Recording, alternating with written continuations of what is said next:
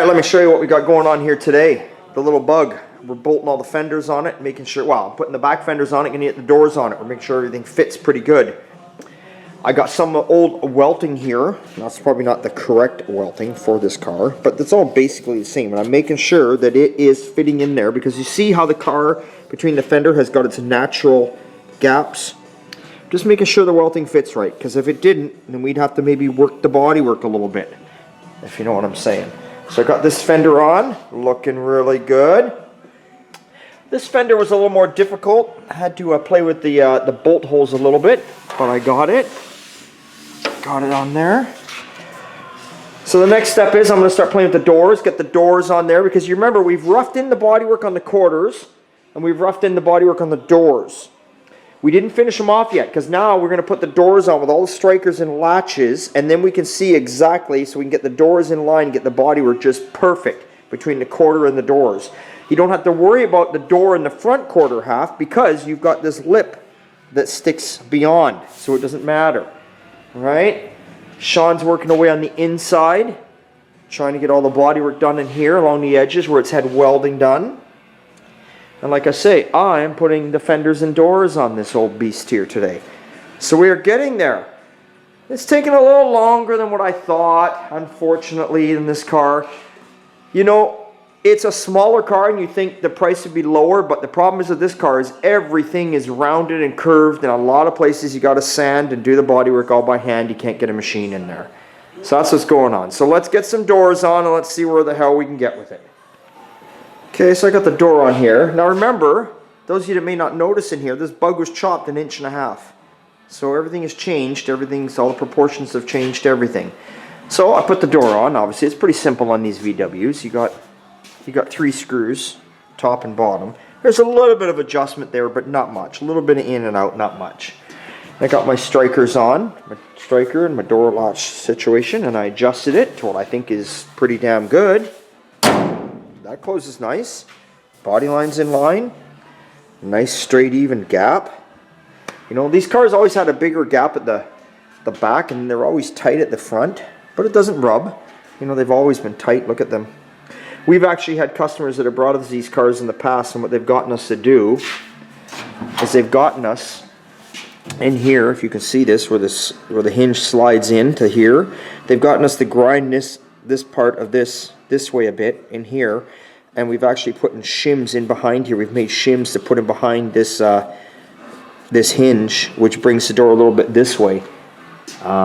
We've done it before, but it's not rubbing. Look how nice that closes. It's not rubbing. It's factory. It's not going to rub, so we're just going to leave this one alone. I asked the owner, and he said, just leave it alone. If it's not rubbing, leave it alone, he said. Even this line is lining up. So there we go. So I guess we'll go on to the passenger side. All right, there we go. The other door is on. As you can see, it's a tight fit just like the other side, but it's even. And it closes and opens nice. I'm gonna get this thing here. There we go, and you don't get any better than that, do you? Nope. That's it. That's it. Front trunk. Yeah. That's it for me today. I'll leave it to Sean now, the master. I'm out of here. I got to tape up. You got to tape up. That's it. All right. Perfect. Okay, we'll see what else is going on here.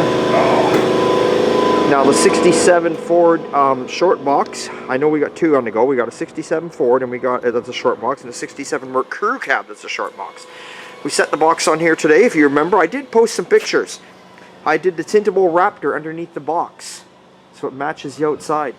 So we just got to do the 2 front bolts there and get her tightened down, and then Chris was in here and he adjusted all the suspension for ride height, and then we're going to send her down and get a wheel alignment on it.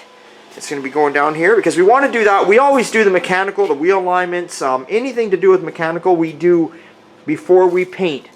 We do it usually when it's in final primer. You get all that shit done.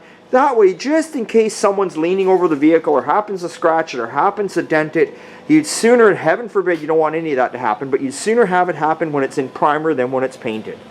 So, inside the box is all prepped, ready for paint. Back of the cab and the front of the box in behind here is ready for paint, because the box is going to stay on now until we get over to the paint booth. When we get to the paint booth, we'll remove the box, and obviously we'll paint the box and the tailgate one night, and then we'll paint the cab and the hood another night. So that's how it's going to get done. But we take it over there as one big unit, obviously. So that is what's happening there. Okay, we'll go check out in the shop and we'll see. Close this up. A little parts room here where we keep customer parts. Keep everything on shelves, labeled neatly so we know what's going on. Go in the shop and we'll see what's going on in there with what Mike's working on. Alright, and what's going on in here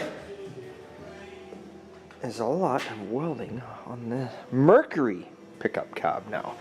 So you remember that was all rotted out before Mike made that whole panel. Fabricate up the panel, and there we go. It's all in. Plus, we didn't realize that the whole dash up underneath where the wipers were and everything was all rotten. So we found all that, so Mike took care of that too. So we're finding more rust on it in the hidden areas that we weren't seeing at first, because the first place you look is the big spots, right? So you can see how that one's going to be the same way. He'll probably go on to that tomorrow and get that done. So we're still waiting on a couple panels that are missing. We're still waiting on these door pocket pieces. Hopefully they get here soon. And then the little 54 Ford had the gas tank cleaned, all refreshed, put a new sending unit in it. It's up underneath there now. Got the exhaust, like I was saying. Remember I was saying the exhaust? We cleaned it up, painted it, made it look nice. Beautiful. The owner was asking us to cut off the little dump things. Had these little dump things because he used to have lake pipes on. We cut them back as best we could and welded them up. So at least now it's not hanging down under the frame anymore. So they're gone. So we're getting there with this one too. Slowly but surely, we're kind of just working on a little bit of everything. You know, December and January always slows down a little bit for us. And it did, obviously. We only got 7 or 8 jobs in, only. And now the phone is ringing again. Now the phone is ringing and we've got like 4 more jobs coming in here. So that's good. It's going to put us back up to a good dozen jobs. I like it. I like it. So anyway, hey, thanks for subscribing. Thanks for watching. I don't know what else to tell you. It's Tuesday. Sunday Fun Days coming soon. And a couple updates on the truckers too. Got to support our truckers.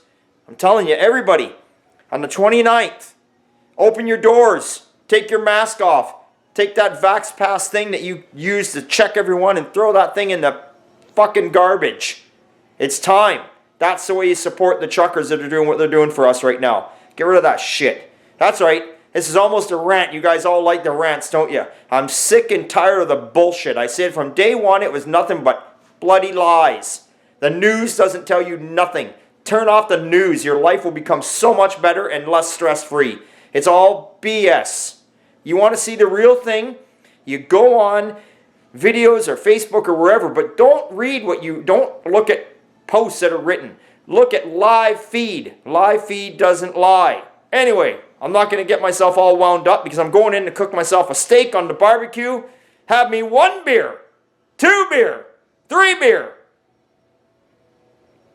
And don't, oh wait a minute, I got to work tomorrow. Well, we'll make those root beers for now. Okay guys, hey, it's always a good time at Old Time. See you later.